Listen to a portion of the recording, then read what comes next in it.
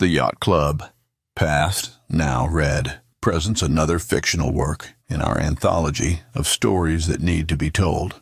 The Yacht Club. If you have a story that needs to be told, email it to stories@pastnowread.com.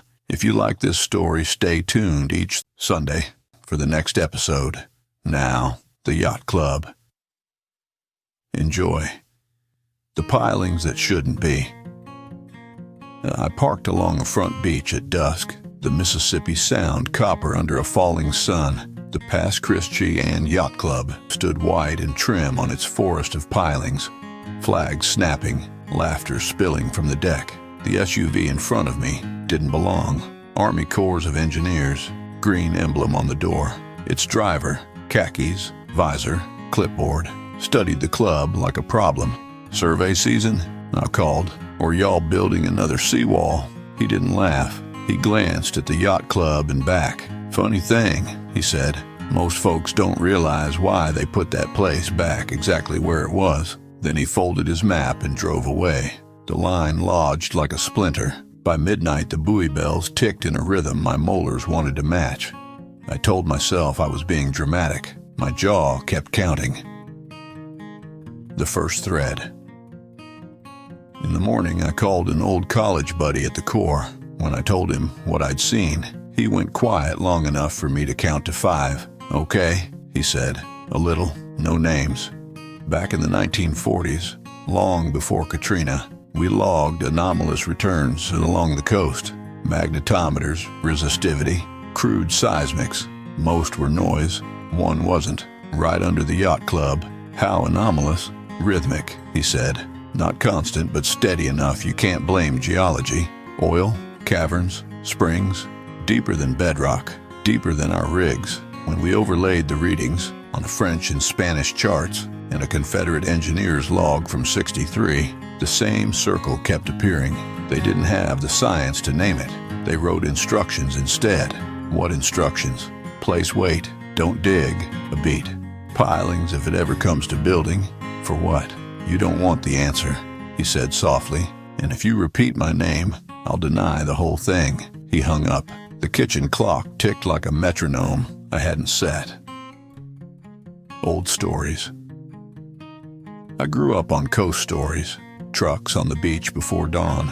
Men in coveralls hammering flags into the sand that hummed if you pressed your ear to them. After Katrina, everyone called the rebuild pride. But pride doesn't pay for pilings driven to kiss a roof under rock. At the library, Ms. Vicky rolled out the map drawers. On a 1718 French chart, a circle sat where the club stands now. Beside it, battement, heartbeat. On an 1863 Confederate sheet, the same circle was labeled alive. "You find what you wanted?" Ms. Vicky asked. "I think it found me," I said. Deck lights. That evening, a storm shouldered in from the Gulf. I walked into the yacht club like I belonged. The lobby smelled of lemon oil and salt. Hall photos showed trophies and wreckage. In one from 2007, a crane drove a piling while a hard-hatted man stared at a gauge, sunk deeper than any beachfront job I'd seen.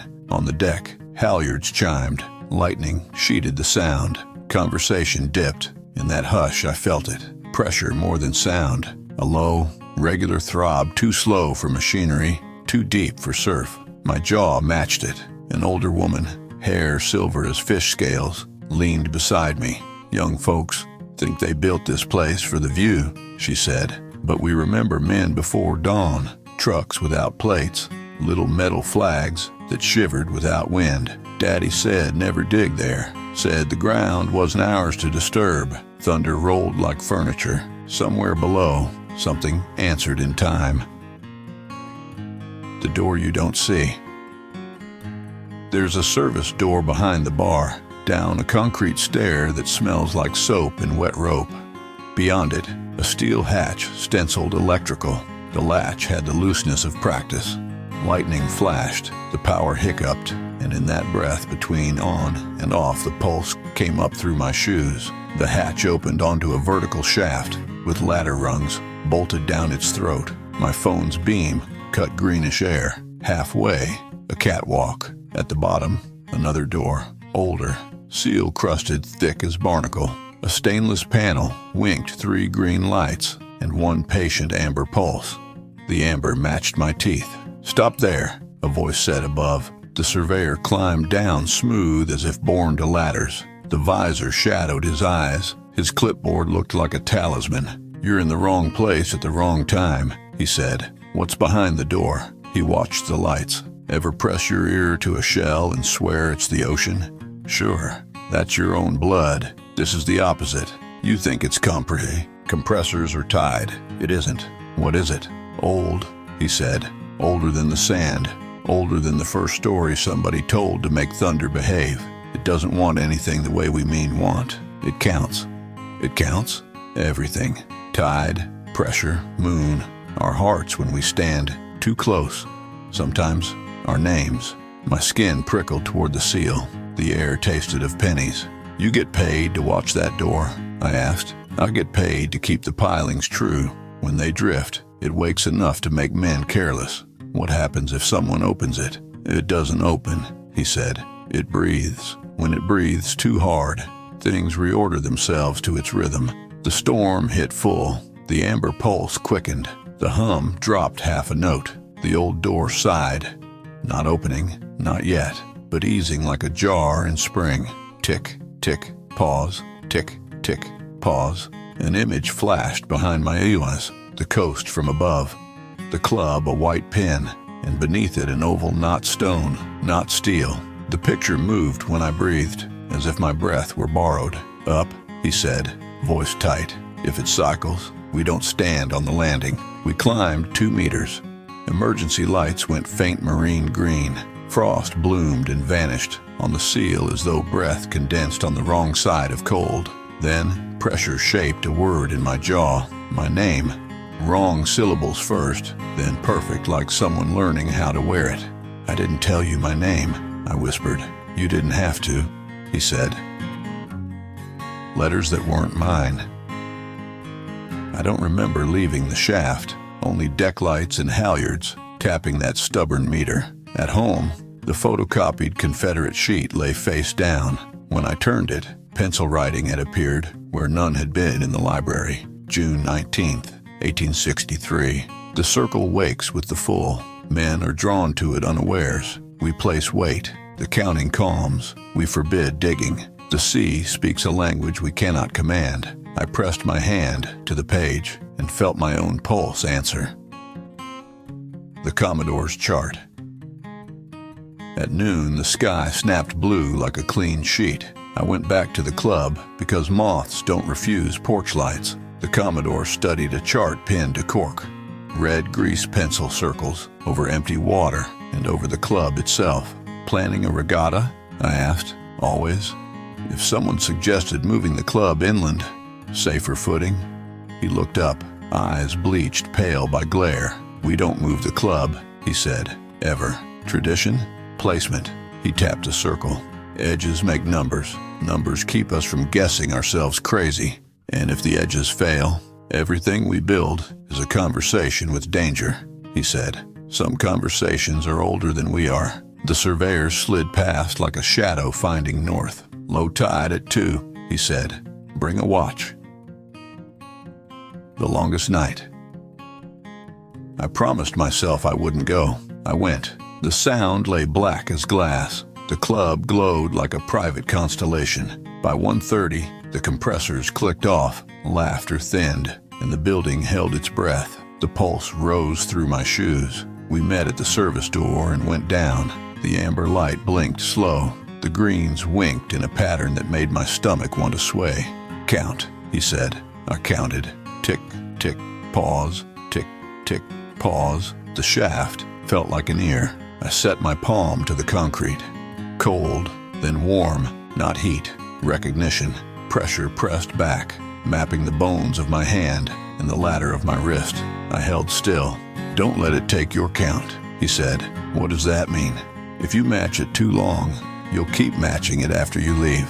The amber quickened, then slowed. Frost bloomed and vanished on the seal. Somewhere in the concrete, far in 1 inch, my name came back in perfect meter, not spoken, known. Images woke behind my eyes, French sleeves circling a map, a lieutenant crying because cannons would be too near, men after Katrina with hammers and backs like rope, the silver-haired girl laughing at something rude on a Sunday. Why us? I whispered. Answer without words. We are weight in a sliding world. The club made a shape. The shape a number. The number sleep. What happens if it wakes? The sound stops being water and becomes attention, he said. Another rhythm rose under the first, a second heartbeat, trying to be born. The green stuttered. The amber went solid. Air hissed, smelling like lightning and stone. Up, he said. Fear had learned his voice. We climbed. The rung pulsed under my hands. The service door stuck, like a mouth that hadn't decided to let us go. Then the compressors thumped alive. The pressure fell, and the door remembered being a door. We tumbled into lemon oil and beer. Don't come back, he said. You told me to bring a watch, I said, shaking. He showed me his. The second hand ticked, hesitated, ticked twice. Sometimes it remembers us, he said. Sometime it forgets. You could tell people. Everything gets worse when you name it too loud, he said. Naming calls things nearer. Drift.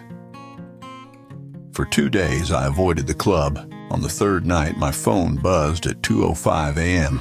No number, one line. Your anchor's drift. I made it to the lot in 6 minutes. The surveyor was under the building, in waders and a headlamp. A squall had come out of nowhere. The sound heaving without whitecaps. Wrong in a way my bones recognized. What do I do? I asked. He tossed me a mallet and a bag of steel shims. If wedges are off a 1/4 inch, the count shifts. Past that, glass walks. Past that, boats drift without wind. We hustled. I hammered, feeling the mallet rebound as the structure disagreed and then conceded. The hum softened. Somewhere above, a bottle rolled and stopped. Somewhere below, the door said my name, like a lullaby, and let me go. When we finished, we lay on our backs and let our hearts count us human again. I could help, I said. You already did, he said. That's why you can't stop hearing it. What happens to people like us? We learn new calendars. The choice I didn't make. I tried to write it up. One version rational, one wild, one just the count. I deleted them all. I went to church and laughed at a sermon about foundations until I embarrassed myself, and then cried in a bathroom stall until I did it again. A stranger pressed a peppermint into my hand. Sugar helps when the world's too big, he said. That night I recorded the rail with my phone. Playback was whined and halyards, and ordinary night, no pulse. But when I set the phone down, the kitchen clock hesitated and leaped, and I understood proof is something you wear, not something you show. Last light. A week later, this silver-haired woman found me on Front Beach. You've been listening, she said. Yes, I said. My daddy did, she said. A few of us always do. We used to call ourselves watchers until that felt proud. Now, we bring lemonade to the men with mallets. What are we watching for? Drift, she said. And kindness. Kindness? It isn't cruel, she said. It's just heavy. It wants a world that fits its count. We keep the edges, and it keeps breathing. That's our pact. The deck lights came on one by one. The surveyor joined us, coffee in hand, eyes ringed with work. Anchors are true for now, he said. Good, the woman said. My granddaughter's learning to sail Saturday. I like when the wind is all the wind she needs. We stood while the tide turned like a page.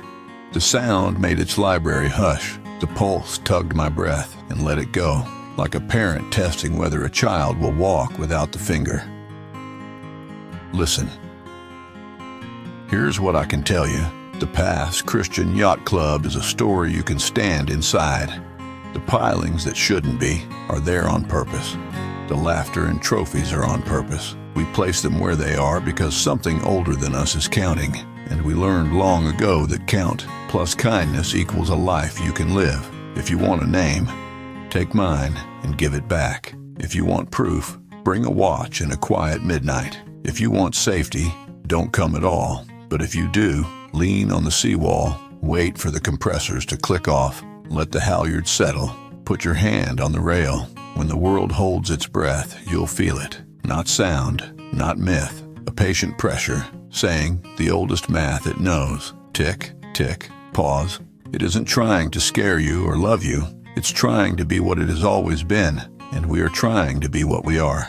Edges and weight, and stories that hold long enough to keep breathing polite. Listen, if the rhythm catches your heart, don't panic. Let it count you, and then count yourself back. That's the work. Next time you walk Front Beach and glance toward the yacht club, remember, it wasn't rebuilt for convenience. It was placed. You might be looking at the cover for something older, deeper, stranger than this town admits in daylight. And if you listen close, when the laughter thins and the deck lights make their constellation, you will hear your name come back to you in a voice made of pressure and tide and time. Don't answer out loud, just nod, like a good neighbor across a fence. It's still there. It always was. And tonight, because we kept the anchors true, it sleeps where it should, and so do we. You have been listening to The Yacht Club, produced and adapted for audio narration by Pass Now Read. Stories that need to be told. If you have a story that needs to be told, email it to stories@passnowread.com. Please subscribe, like, and hit that bell for future updates. If you like this story, stay tuned for the next episode each Sunday evenings. Follow for more. If you like our stories, please tag with someone who may also like Pass Now Read, stories that need to be told. Thank you. This was a work of fiction. Any persons, places, or things similar to real life are purely coincidental.